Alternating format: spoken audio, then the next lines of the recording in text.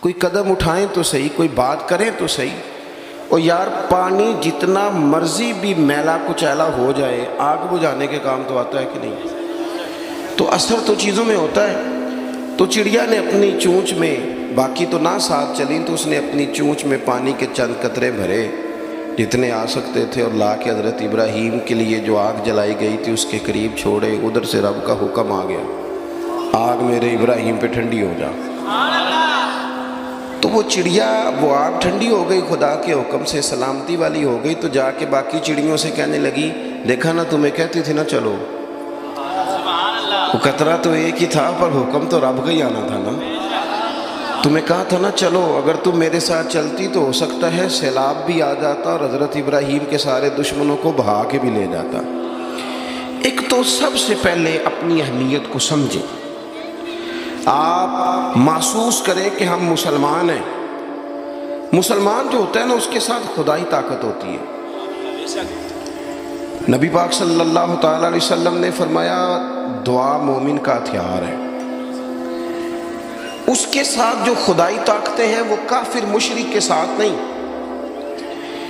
جب تک یہ سمجھ نہ لیتا کہ اللہ تعالیٰ کی طاقتیں، اس کا فضل میرے ساتھ ہے۔ دیکھیں احد کے میدان میں جب ابو سفیان پکارے، ابھی کلمہ نہیں پڑھتے تھے، وہ پکارے، انہوں نے کہا کہ کدھر ہیں فلاں بن فلاں، فلاں بن فلاں کدھر ہیں، دیکھو تمہارے کتنے لوگ ہم نے شہید کر دیے۔ تو حضور نے صحابہ سے کہا اسے کہو کہ تم تو کسی مولا کو مانتے نہیں اور ہم کوئی لاوارث تو نہیں، ہمارا تو رب رسول ہے، ان سے کہو ہمارے جو چلے گئے وہ شہید ہیں، جو بچ گئے وہ غازی ہیں۔ تو پہلے تو مسلمان یہ پہچانے، اور جب پہچان لے اچھے طریقے سے کہ میں مومن ہوں۔ دیکھیں نا ہم نے ساری زندگی جٹ بن کے، بٹ بن کے، رائی بن کے گزار دی، کچھ چاہیے نا کہ زندگی کی کچھ 4 سال مسلمان بن کے بھی گزارے۔ اقبال کہنے لگے یوں تو سید بھی ہو، مرزا بھی ہو، افغان بھی ہو۔ دل کبھی کرتا ہے کہ اقبال سے پوچھوں آپ نے سب سے پہلے سید کا ہی نام لے دیا ہے۔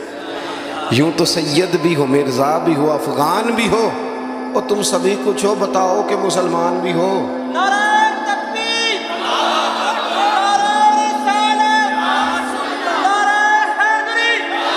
تو سب سے پہلی بات تو یہ کہ مسلمان کو سمجھنا۔ دوسری بات یہ کہ جب وہ سمجھ لینا کہ میں ایک مومن ہوں، جس طرح باپ ہونے کی حیثیت سے کوئی ذمہ داریاں ہیں، استاد ہونے کی حیثیت سے کوئی ذمہ داریاں ہیں، ہماری کسی جماعت کا مقتدا ہونے کی حیثیت سے ذمہ، اس طرح بحیثیت مومن بھی ہماری کچھ ڈیوٹیاں ہیں۔ اللہ تعالیٰ نے قرآن مجید میں فرمایا والعصر، محبوب آپ کے زمانہ پاک کی قسم ہو، ان الانسان لفی خسر، بے شک انسان نقصان میں، خسارے میں، سب انسان نقصان میں، الا الذین، سوائے ان لوگوں کے، آمنوا وعملوا الصالحات، جو ایمان لائے اور پھر نیک اعمال بھی کیے۔ نرا ایمان نہیں، آپ جہاں بھی قرآن مجید دیکھیں گے نا، اگرچہ بچائے گا نرا ایمان ہی بندے کو، لیکن یہ جو اعمال صالح ہے نا، یہ ایمان ہی کا ثمرہ ہے، یہ اس کا نتیجہ ہے، یہ اسی کی شاخیں۔ بندہ مسلمان ہو تو اس کے کام بھی تو مسلمانوں والے ہو نا، مومن ہو تو اس کا رویہ بھی مومنوں والا ہو۔ ایسا تو نہیں ہے نا کہ آپ زبردستی منوائیں گے اور کوئی کام نہ کرے وہ مومنوں والا، لیکن وہ کہے کہ میں تمہیں منوا کے چھوڑوں گا۔ فرمایا ایک تو ایمان لائے، اور مضبوط ایمان، تگڑا ایمان، اور پھر وہ اعمال صالحہ کرے، اس کے کردار سے، گفتار سے، اٹھنے سے، بولنے سے، بات کرنے سے، لین دین کرنے سے، معاملات کرنے سے، تجارت کرنے سے، اسلام چھلکے، اس کا لب و لہجہ مسلمان ہو۔ اقبال کہنے لگے خرد نے کہہ بھی دیا لا الہ الا اللہ تو کیا حاصل، دل و نگاہ اگر مسلمان نہیں تو پھر کچھ بھی نہیں۔ یعنی اس کے اعمال بھی ہوں اسی طرح کے، اس کا رویہ بھی ہو مسلمانوں جیسا۔ حضرت باعزید بستامی کا زمانہ تھا، تو ایک مسلمان ایک یہودی کا دوست تھا، اکٹھے اٹھتے بیٹھتے تھے، گپ شپ ہوتی تھی، آنا جانا تھا۔ تو وہ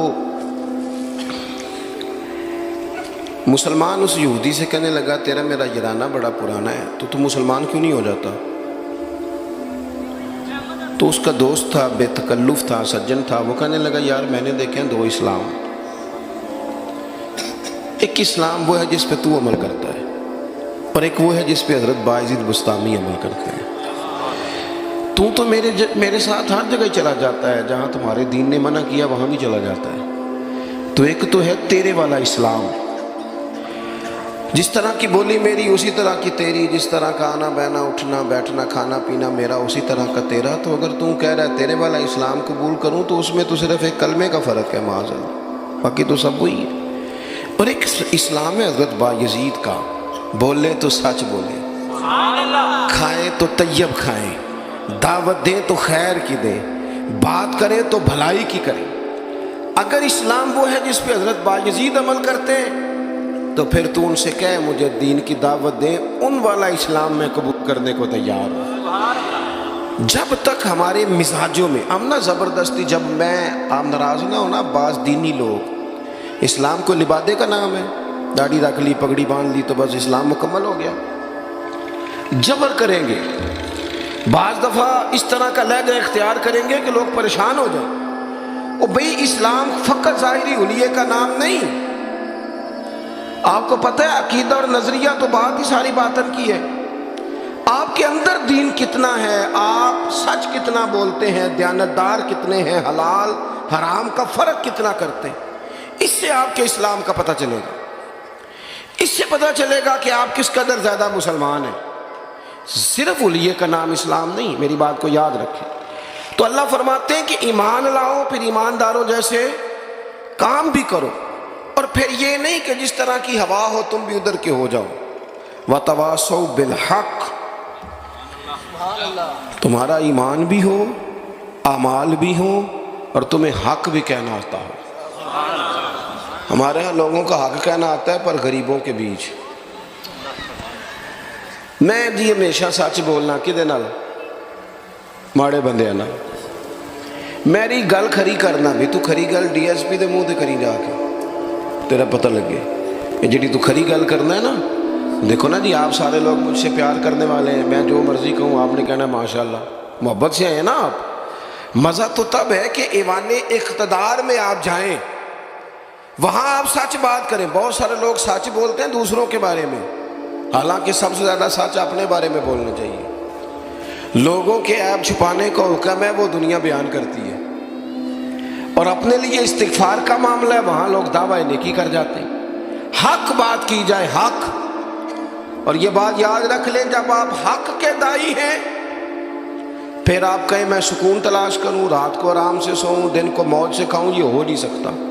حق کا رستہ بہرحال اس میں سپیڈ بریکر بھی آتے ہیں، اس میں کانٹے بھی آتے ہیں، اس میں تکلیفیں بھی۔ حضرت جنید بغدادی نے ایک بندے کا جنازہ پڑھا تو لوگ کہنے لگے جی سارے ہی انہوں چنگا آن دے، بندہ ہی کمال تھا، کسی کو شکوہ ہی نہیں، سب ہی اچھا کہتے۔ حضرت جنید بغدادی فرمانے لگے اوہو غلطی ہو گئی، منافق کا جنازہ پڑھ لیے، یہ تو جس کے منہ پہ جاتا تھا اسی کا ہو جاتا تھا۔ آپ فرمانے لگے اگر سچی بات کرتا تو کچھ نہ کچھ مخالف بھی